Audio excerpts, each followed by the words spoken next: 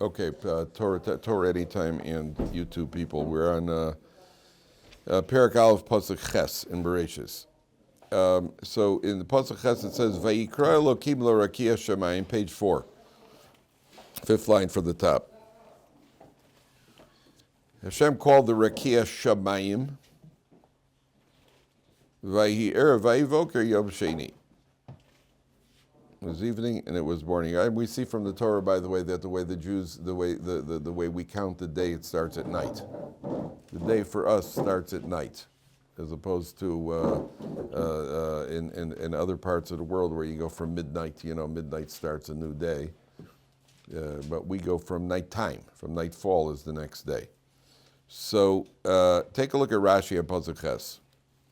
Vayikra Elohim l'rakia shamayim, says Rashi, right column, 5 lines from the top. Sa mayim, why is it called shamayim? Why are the heavens called heavens, shamayim? Sa mayim, carry water, it carries water up there. Sham mayim, that's where the water is. These are all a play on the word shamayim. Eish umayim, fire and water. She'ervan zeh bazeh vasa mehem shemayim. Most people in the world do not know that. Science probably has not discovered that.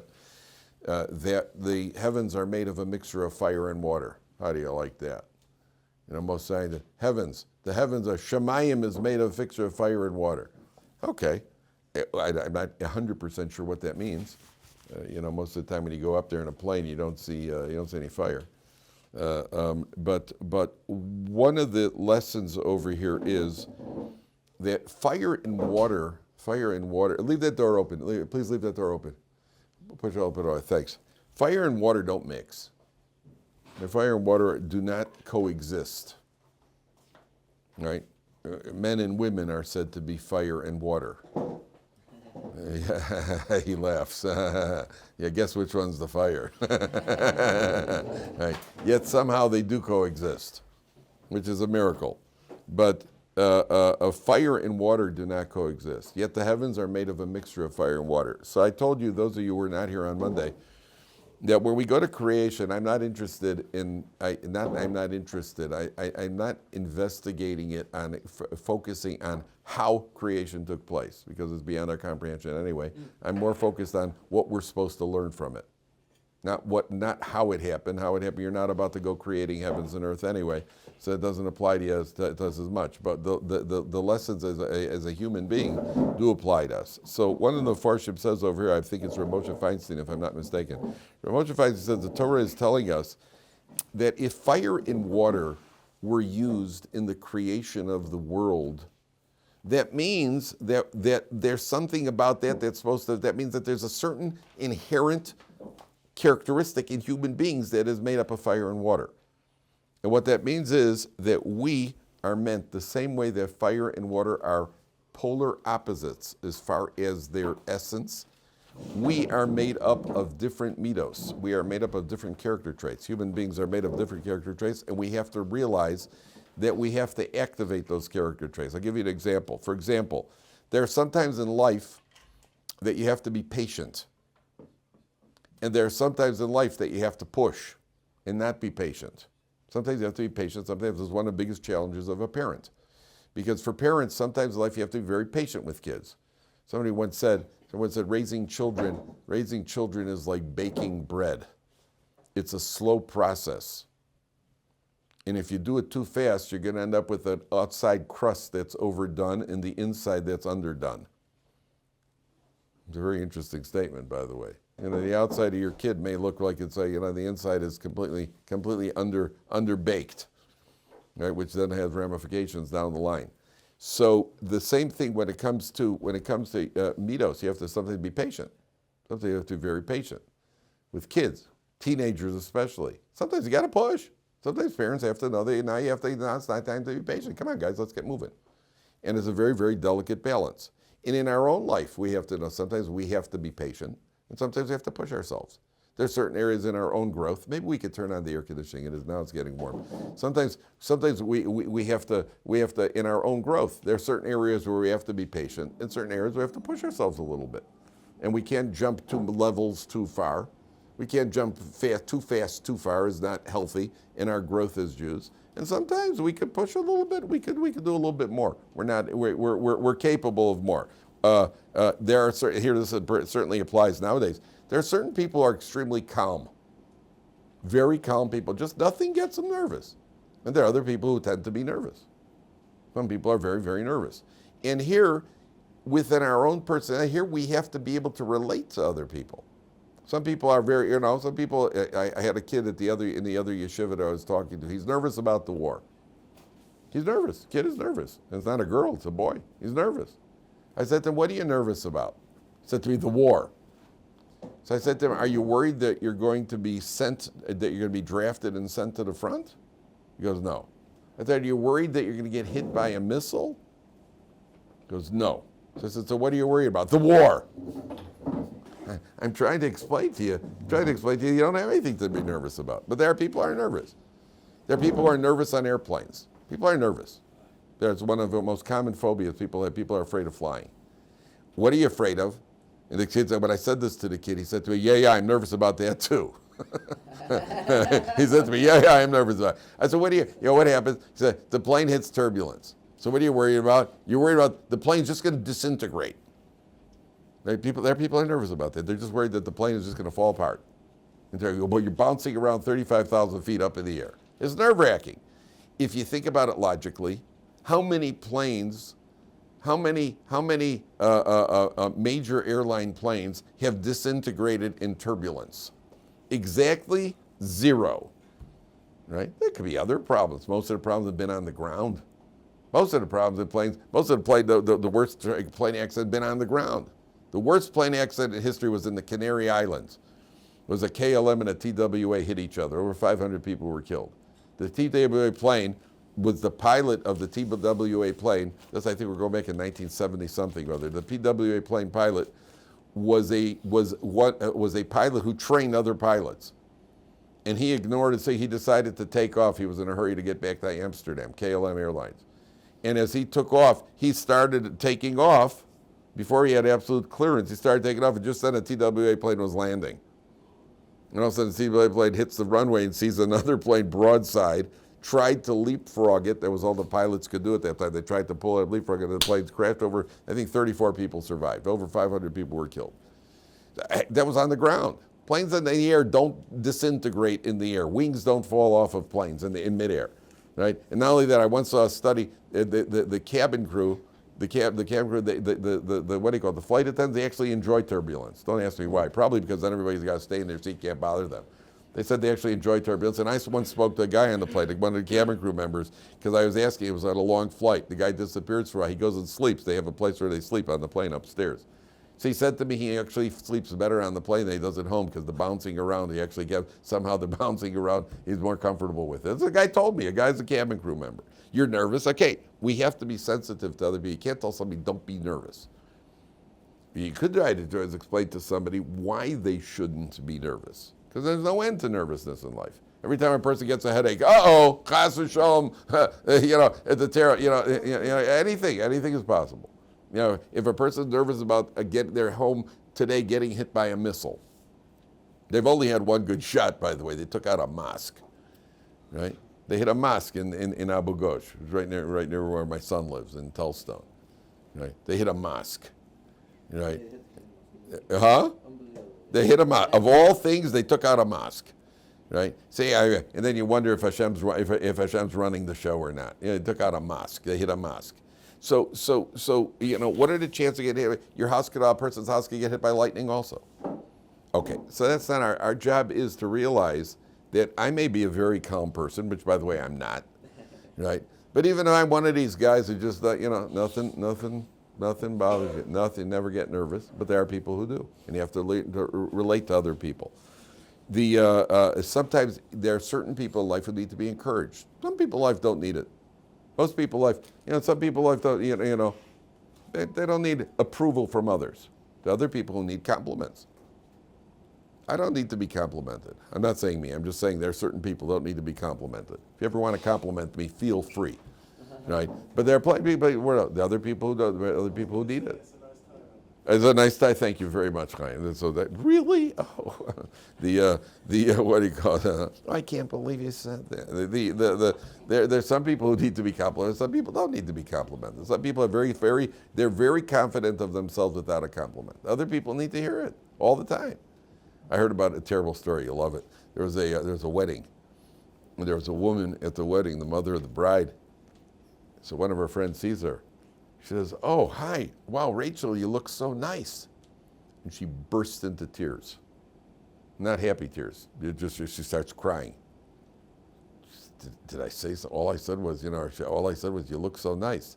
She starts crying through her tears. She says, "That's the first compliment I've gotten in 30 years. Which means obviously that the woman's husband is derelict in his duties. Right? She needs to hear it. She needs to hear it. But I don't need it. Yeah, but somebody else does.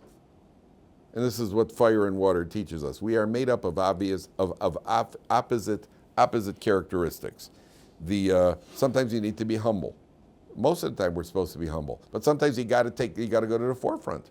Sometimes you got to take a position of leadership. You got the most humble man in history, became the most famous man in history, is Moshe Rabbeinu. And he was pushed. Do you know that Moshe Feinstein was at a meeting in America after Rav Aaron Kotler. Rav Aaron Kotler was the leader of American Jewry. And Rav Aaron Kotler was Nifter. And there was a meeting, there was some issue in the United States that affected the Klal Yisrael. And there was a meeting of the Gedolim. And different people came up with different ideas. And at a certain point, Rav Moshe Feinstein, now this is Rav Moshe Feinstein, he said at a certain point, when Rav Aaron was Nifter, he said, "I'm going to be the leader. And this is my opinion, and therefore we're going to do what I say." You know what it had taken for Rav Moshe Feinstein to do something like that? To talk like that? But there's a certain point you have to stand up and be counted. You're the most humble person. But right now you have to take the position of leadership. You have to stand at the forefront. That's what the Torah is teaching you. Okay? Now, go to Pasuk Tes Zayin. Next page, page 6. So HaKadosh Baruch Hu, we spoke about this. We've spoken about this before, but I just want to elaborate on this a little bit. On page 6, 3 lines from the top. Pasuk Tes Zayin. Vayas Elokim eshnei ha'me'oros ha'gedolim. Hashem made the 2 great lights. Es ha'me'or ha'gedolim emsheles hayom. The big light for dominion during the day. Ves ha'me'or ha'koton lemesheles halayla ves ha'kochavim. And the small light for nighttime, which is the moon. Ves ha'kochavim and the stars. Now, if you notice the pasuk itself, there seems to be an inherent contradiction because it says 2 great lights, then it says the big light and the little light. So something changed. So everybody knows one of the first midrashim you learn that they made 2 great, like the moon came complaining to HaKadosh Baruch Hu and said, "Listen, you can't have 2 kings with 1 crown. You got 2 great lights over here. Only one of us could be the king."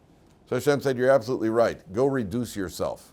Luchi uma'ati es atzmech." Go reduce yourself. We can just imagine the moon. The moon is thinking, "That's not where I was going with this. That wasn't quite what I was thinking over here." And so I said, "You're right. Reduce yourself." So the moon was depressed. Hashem created the stars. Says, "Okay, you're going to have this entire army that you're in charge of." So the moon is depressed. So there are 2 different approaches here. How does creating the stars appease the moon? Anybody know? How would that appease the moon? Okay, you're in charge of the stars. How does that appease the moon? What's that? It gives a company. I can't hear you. It gives the moon company. Gives the moon company. Misery loves company. How does that give him? You're right to a certain extent. How does that appease the moon? From a science perspective, aren't all stars suns? What? All stars are suns. Yeah, but from what we can see. Yeah. What does the moon see? The moon sees what we see. I suppose when the moon shines, the stars are less visible.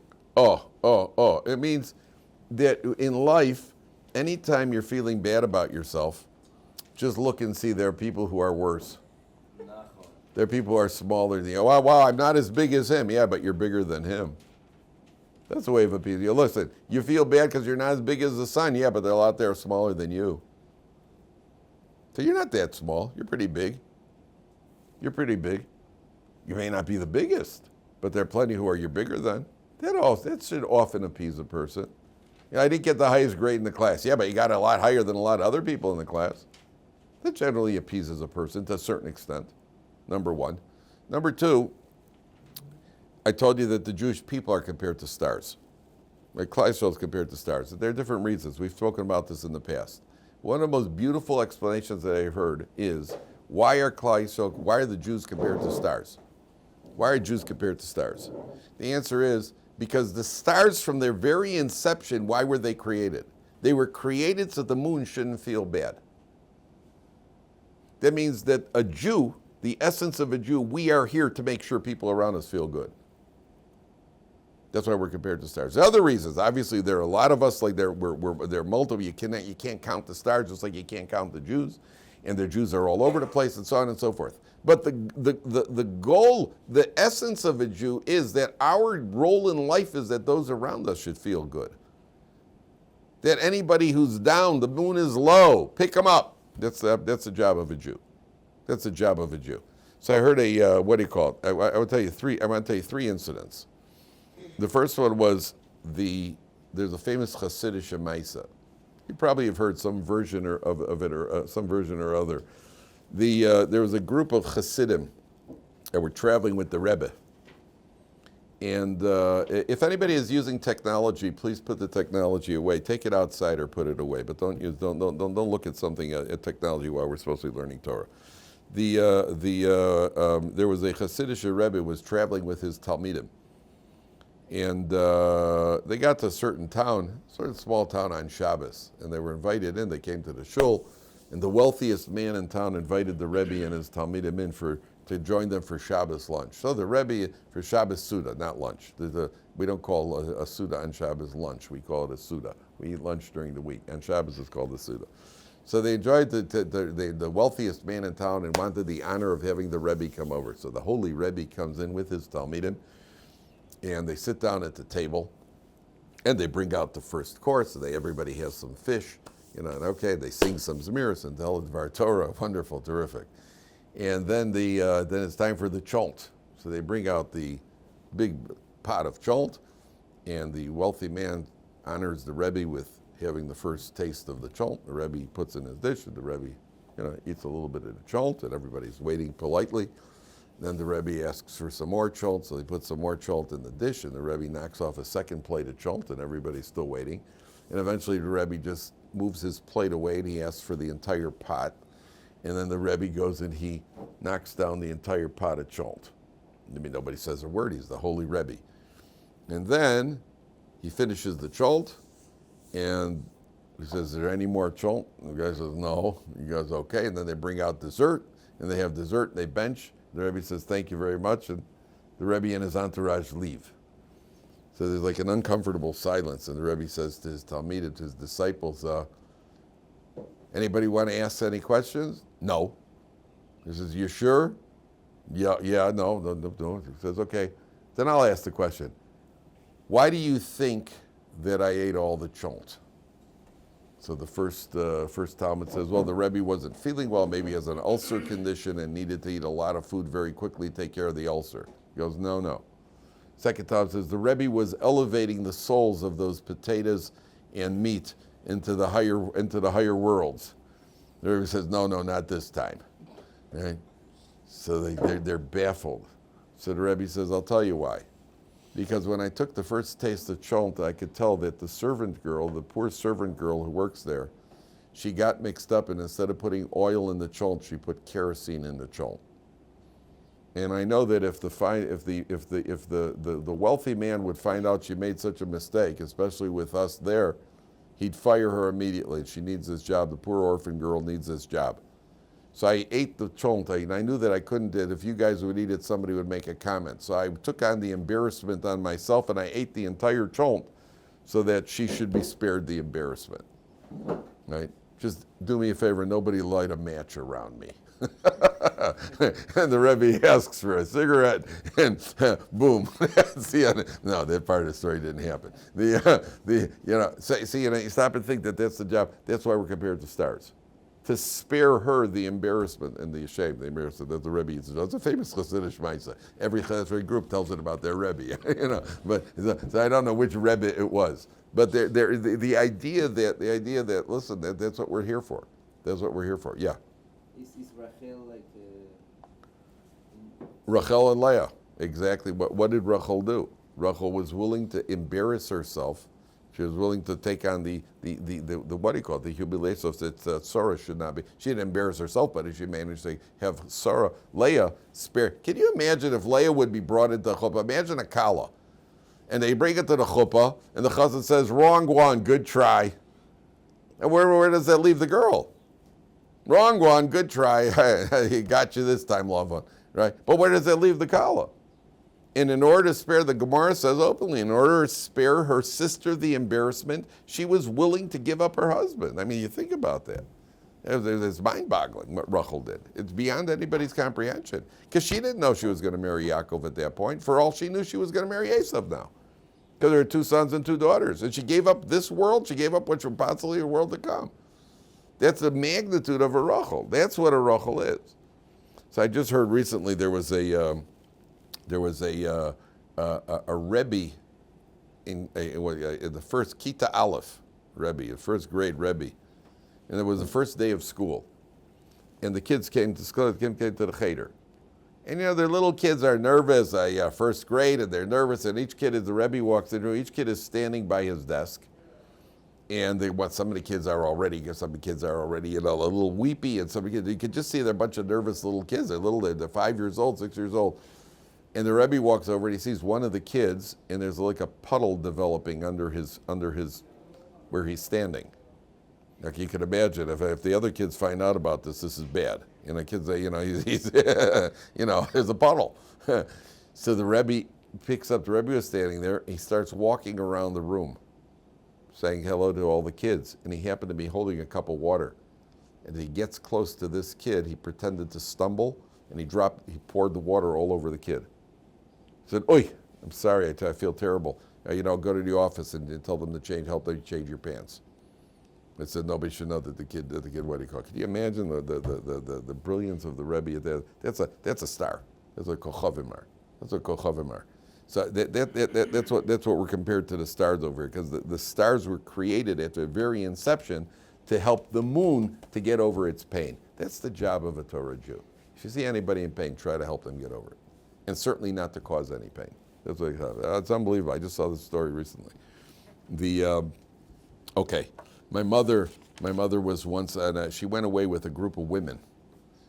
They had one of these women's groups that went to Europe or something. I don't know where they went. They went to Europe or wherever it was. They went on a thing. So she was coming back with one of the women. She was traveling with one of the other ladies. So they came to the airport. And my father, Olva Shalom, always went to the airport. Whenever my mother, they picked her up, and when she went shopping, he always never left my mother on her own. And my mother was coming with this lady, and I asked my father, what time he's going to the airport to pick up Mom. He said he's not going. You couldn't. My father's not going to pick up my mother. Was like I couldn't. So why not? He said because the other lady that she's traveling with, her husband is incapacitated. Her husband's in a wheelchair, and he can't go to the airport to pick up his wife. So he felt that if he goes to pick up my mother, this other woman will feel bad that her husband's coming and he's not. So my father didn't go to the airport, right? Because he didn't want this other woman to be hurt, right? That's the person has to always be thinking about these things. That's the idea. Okay, take a look at Pasuk Chaf. Vayomer Elokim yishutzu hamayim sheretz nefesh chaya ve'ofi ofef al haaretz al pnei rakia hashemayim. So there are 3 types of creatures. There are birds, which are oaf. There are animals, which are behemoths, and there are fish, which are dugim, right? Oaf, behema, and dugim, right? Oaf is fowl. Behema means all sorts of animals, right? Chayes and behemoths are all in the subcategory of behema, and dugim is fish. If you take oaf, what's the first letter of oaf? What's the first letter of behema? Beis. What's the first letter of dugim? Dalid. What do you get? Ayin, Beis, Dalid. Eved means a servant, right? Eved means a servant. That means that the entire creation was created for man. The entire creation was created for man. What's the central focus of creation? Why were animals there? This is where we part company with vegetarians, or with those who feel that, with what do you call it? You're not supposed to eat animals. It's not right. Who gave you the right? They were all created to serve man. Everything was created to serve man. That answers the question of why, when man was destroyed, why was everything destroyed with it? Why was everything destroyed with man at the time of the flood? We're just going, why destroy everything? To destroy mankind. Why did you destroy everything? The answer is that if you set up a wedding, and there's a wedding ceremony, and then the groom dies, so what do you do with everything else? Well, everything else gets dumped, because it was only there as background. It was only there for the groom. You never see when they take a picture at a wedding. So you have the bride and the bridesmaids and flowers and everything else that's around, and the photographer is standing there taking a group photo. Who's he really focused? There's only one person he's focused on in the photo, which is who? No, who's he focused on? The bride, right? Well, either the bride or the person who's going to be paying him, but generally the bride.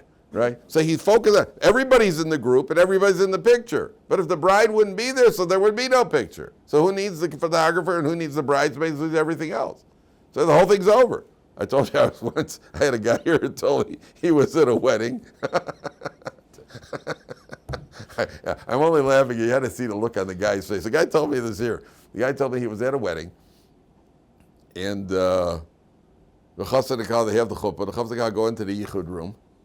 And a few minutes later, the Kala walks out, and she goes up to the microphone, and she takes the microphone and says, "Ladies and gentlemen, I'm sorry. There was a mistake was made. All your gifts will be given back. My chassan just punched me in the yichud room." So you should see, the guy told me, because he was attending, he's a Baal Tshuva, he was attending the wedding. It doesn't, by the way, it doesn't usually happen like that.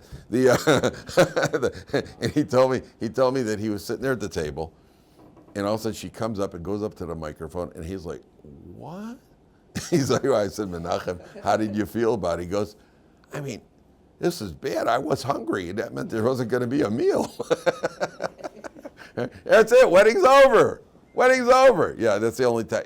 By the way, it's the only time I've heard of such a thing. Generally, that doesn't happen, right? But it's the only time I've heard of such a thing. But in his reaction, he was like, "What?" Yeah, I had it. By the way, I had a Talmud here who I just say you shouldn't think that this always goes on. I had a Talmud here who got married, and all of a sudden they go into the yichud, and all of a sudden they say, "We need a doctor." What happened?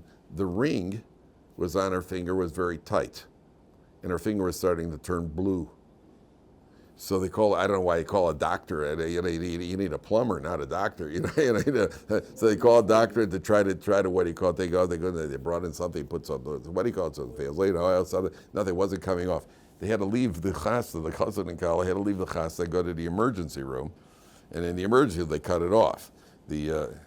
Not the finger. The finger chaim, they cut off the ring. In the emergency room, they cut off the ring. But so I just picture the doctors in the emergency room. When all of a sudden, a chassan and kala, she's in full wedding regalia, right? And they come he's in a tux and she's in her white out, and they come walking into the emergency room. I'm sure it was like one of these, hey Rick, the doctors are trying not to laugh. "Hey Rick, it's the old ring too tight." And can you imagine what it looked like? So I said to the guy afterwards, he was a Talmud here, a very sweet guy. I said to the guy afterwards, "How did you feel about having to leave your own wedding? You got to leave your wedding to go take the girl. How do you feel?" He says, "Listen, I married her. I got a commitment. My commitment started right as soon as I married her. I have to take her. What's the question?" I told the girls that in the seminary. They go, "Oh." I told them the first story also. They go,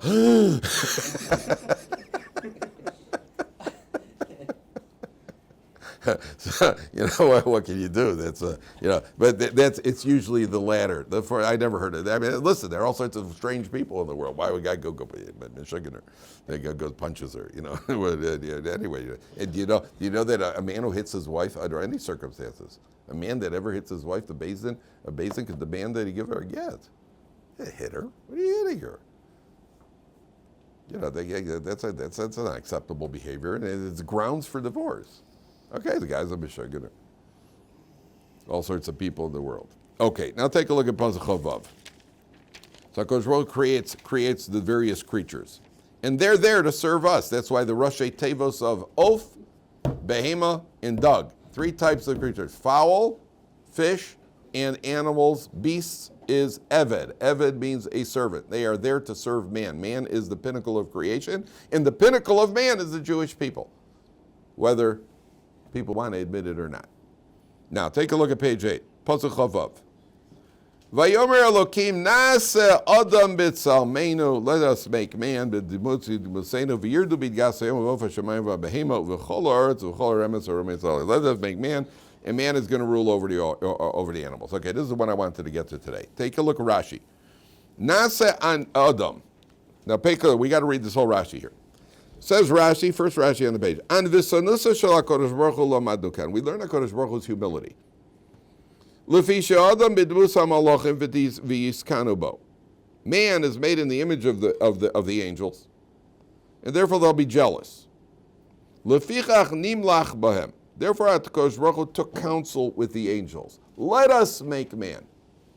Now, that is a humble way of speaking, and I've seen bosses who will talk to a worker, and they'll want a worker to do something. This is just a boss should know that if you're ever a boss, should happen to everybody soon.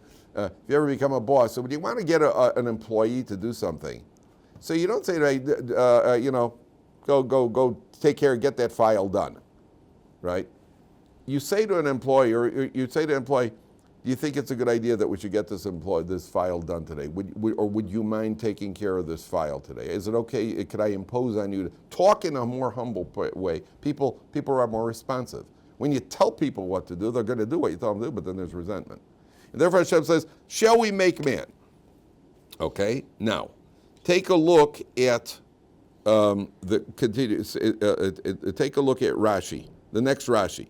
Skip down, it's about 9 lines from the top. Nase Adam. Now pay attention very carefully to this Rashi. It's about 9 lines on. If you find it, show the person next. Please show the person next to you. Or do you think it's a good idea to maybe show the person next to you? The Nase Adam. Afal pi shelo siyu b'tziraso. Even though the angels did not help God, v'yesh makom laminim lirdos. This leaves room for the heretics to rebel. Why? Because he said, let us make man. So it sounds like there's a joint effort over here. Why did Kodesh Baruch Hu speak like that? He speaks in a way that makes it sound like maybe there's more than one of him up there. Lo nimna hakasav milalame derech eretz umidas anava. Nevertheless, the pasuk does not refrain from teaching us proper derech eretz. That's how we talk. That's how we talk. You talk in a respectful way. But if a heretic reads this pasuk, what's he going to say? Nase Adam. There's more than one creator. So we're running a major risk here, right? Running a major risk. People might you'll take a look at this and oh my goodness, there's more than one God, right? Yet the Torah says it's worth it. It's worth the risk in order to teach us proper behavior, proper derech eretz. 1 second. Somebody more prominent should still ask permission, so to speak, from somebody less prominent, even though he's really telling him what to do. If he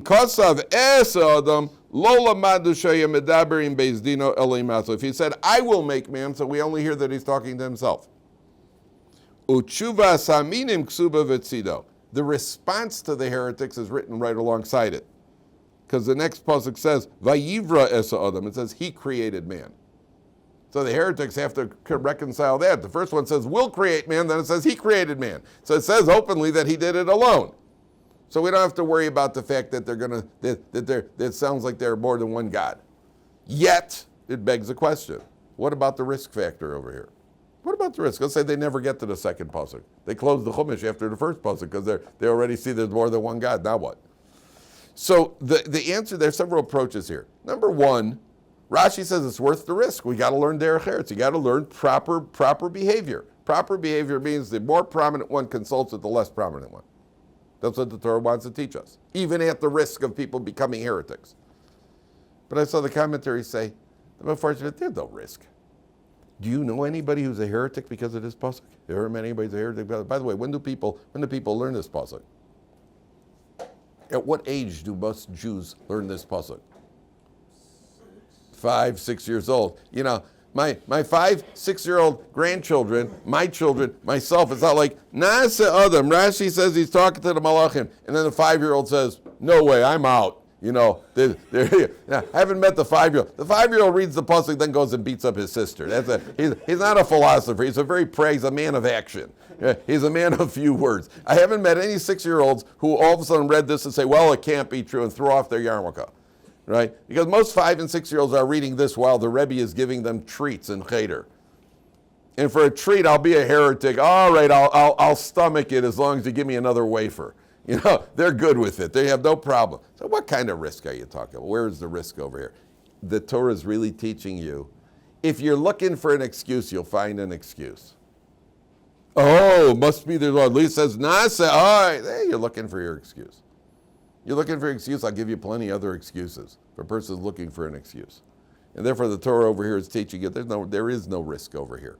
And what it's teaching is there is derech eretz. There's proper way of relating to other people. That's the first thing the Torah is teaching you. Number one. Number two, take a look at the word Adam, Meir. What does the word Adam spell? You rearrange the letters of Adam, what do you get? Dam. Dam, that's he's made of dam. He is made of dam, he's made of blood. Dam, right? He is made of blood. Aleph is the pinnacle, the chief. The general is called an aluf. Aleph dam, he's made of blood. Right? What else? If you rearrange the letters, what do you get? Mem Aleph Dalid. Me'od. What is me'od? Very much. Very much. How much? How much? Me'od. Very much, right? Doesn't say how much. Very much. What does that mean? That means man has very much potential.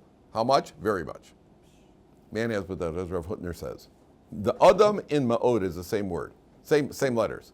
Adam in Ma'od, man has potential. How much potential? Very much potential. Very much potential. That's how much potential we have. How much? More than you probably think you do. For all of us. I'm not talking to you, I'm talking to all of us. That we think that we've peaked out. No, you haven't. There's still more that a person could achieve. Adam Me'od, very much. There's very much potential.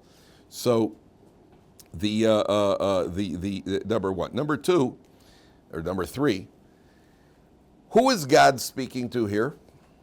So one of the commentaries, and now listen to this. This is a remarkable idea. It's a remarkable concept. Listen to this. When Hashem says Nase Adam, remember, man is the last thing that's been created. The last thing that's been created is man. Animals were created, the world was created, plant life was, everything was created. So first of all, the stage is set. Who shows up on stage the last? Who arrives at the wedding the last? Right? You have the photographer, you have the band, you have all the people, you have the people who do the cooking, and then the groom arrives. And then the bride arrives. They're the last, ta-da! Right? When you have a performance. So you got the stage hands, and you got all the actors, and you got everything, and then the star show, ta-da! The star arrives. Right? The final one that arrives. Who's the star of creation? Man. Ta-da! Everything is there. So when God is talking, he says, Nasa Adam. Who's he talking? He's talking to all of creation. God is talking to all of creation. Now listen to what this means. What this means is God is saying to all the animals and creatures that have been created, we are going to put all of us go into man. That means man has animal characteristics in him. We have all of creation in us. We have potential, the boldness of a lion. We have the laziness of a lion. We have the swiftness of a deer. We have the weakness of a deer. We've got all of creation. We've got all of animal creation in us. And what that means is that that means that we have, you ever see, well, we don't have to look very far. What an animal a human being could become. Don't have to look very far. And there's only one way to create the animal in man, which is ultimately through Torah. And that's why it says, we'll see in a moment, that the purpose of creation was Torah. Without Torah, we're animals. Without Torah, a human can become a savage. And the only way to control the animal is through Torah. So I know a man who got rid of his microwave oven, a Talmid Chacham. He got rid of his microwave oven. Why? Why do you think he got rid of his microwave? He told me, he saw his kids, it used to be when you want to bake a potato, so, and when we were growing up, a baked potato you put into a regular oven and you wait it. It takes a long time to bake a potato. You can wait an hour for a potato to bake. It takes a while to get a baked potato. When you electrocute it in a microwave, so what does it take? Takes about 6 minutes. Put in a potato. I remember one time I think when I first got a microwave, something we put in there exploded. I don't know. It was pretty cool. But you take a potato. So he told me he saw his kids putting in. Now they have popcorn. You can put it into the thing in a bag. You make with 3-minute popcorn. You ever see that? You ever had microwave popcorn? All these things. He said he saw his kids. They put in the food in the microwave, and they're standing there going, "Oof." He said, "Look what's happening to them. You can't wait 3 minutes, 5 minutes, and you're impatient on top of it all? And you're impatient? What's happening to you? You're completely out of control." He got rid of the microwave. He said he didn't like the way the mitos that it was breeding in his children. Is that interesting? So somebody said to me, "Well, for that matter, you could take a washing machine and get rid of that too. Get rid of your washing machine." I don't know anybody who's like, "Oh, wow, laundry. There's a very big difference. You put in your washing machine, you use a wash. Come on, But a microwave. What does it turn us into? I don't know if you guys were born with microwaves. I remember I was around when microwaves were first introduced. So I saw that you were probably born in a microwave. We were what do you call? We saw microwaves when they were introduced. I saw what happened to people. If you never got a microwave, you had to warm up. You used to eat. If you took a frozen loaf of bread and you wanted to eat something, you put it in the oven and you waited. And it took 10, 15 minutes. Now you put it in the microwave, zap. I remember the microwave came in, and whether you put it in or we played around. How long was the perfect time? 54 seconds? A minute, exactly how long to put it. If it's a little too long, then it get hard on the other thing. And you had a microwave, wonderful, terrific invention. What did it do to us as people? What does it do to us is we've got an animal in us. I can tell you one second. There's a Rav in Eretz Yisrael. Listen to this. He was a Rav. His wife is a writer. She writes for some Jewish publications. And she was sitting at the computer, and he walked into the room, and as soon as he walked into him, she grabbed the wire and pulled the wire out of the wall, the computer, and she lost about 3 hours worth of work. And she said to her husband, "I just want you to know I just lost 3 hours worth of work. And the reason I did it is because you are constantly giving talks to people about the dangers of the internet. And one of the things that you say is, I've never seen the internet. I was on the internet now for my typing, for the thing that I was writing up was you making use of the internet. If you would have seen it, then you wouldn't be able to get up and be as effective and say to people, I've never seen the internet. Therefore, I was willing to destroy 3 hours worth of work." That instinct to go and pull, that's an animal instinct. The quickness is the quickness of an animal. Animals are extremely quick. Animals are much quicker than human beings. I once asked my brother, who was going to be a zoologist, I once said, when a snake coils to strike, the snake goes like that. What are you supposed to do if the snake ever coils to strike? What do you do? Stand still, right? You don't move. So I once asked my brother, why can't I just jump back real quick and run? So my brother said to me, because the snake is so quick, you go, it can nail you, and without you even knowing it. The minute you even try to jump back, that snake, right? As I said, really? I'm pretty quick. I think I can handle it. So my brother said to me, "Did you ever try to catch a mouse? Let's say there's a mouse in the room. Ever try to catch a mouse? Grab a mouse with your bare hands. What are your chances? Not likely. Right? Go try to catch a mouse with your bare hands." He says, but a snake, nails a mouse just like that. Right? That's how quick. That was his way of showing me that the snake is a lot quicker than me, in case I wasn't sure.